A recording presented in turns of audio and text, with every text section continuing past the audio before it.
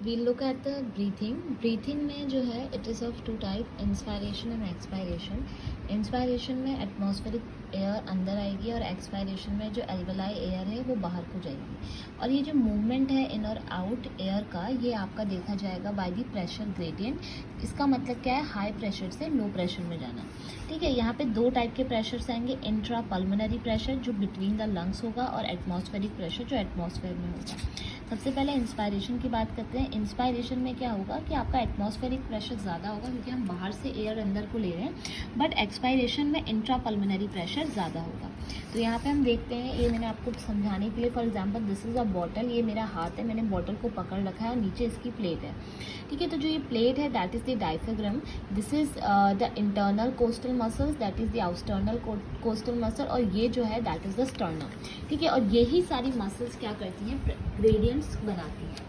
Inspiration की बात करें तो इंस्पायरेशन जो है, सबसे पहले यहाँ पे जब एयर हम लेते हैं तो हमारा लंग्स फ्लैट हो जाते हैं। जब हमारे लंग्स फ्लैट हो जाते हैं तो डायफ्राम कॉन्ट्रैक्ट हो जाता है, जिसके वजह से वॉल्यूम जो है थॉरिक कैविटी की वो बढ़ जाती है। और वो बढ़ती कैसे है, एंटीरो पोस्टीरियर एक्सिस में। अगर उसके बाद दूसरी बात ये भी बोली है, जब कॉन्ट्रैक्शन होगा इंटरनल कोस्टल मसल्स का तो रिब और जो स्टर्नम है वो ऊपर को लिफ्ट हो जाएंगे। अब जब ऊपर को लिफ्ट होंगे तो यहाँ पे भी आपका क्या होगा, वॉल्यूम इंक्रीज होगी थॉरिक कैविटी की, बट यहाँ पे क्या होगी, डॉर्सो वेंट्रल टाइप में होगी।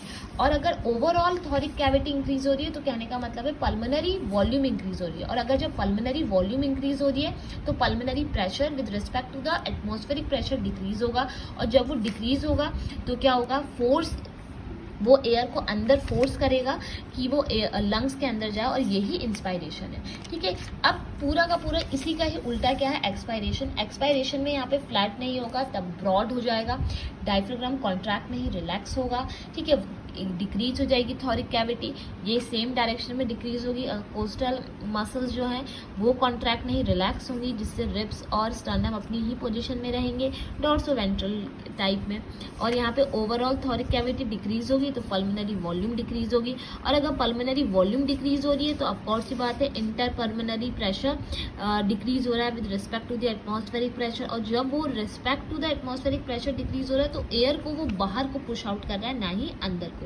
This is the expiration. I hope आपको समझ में आया।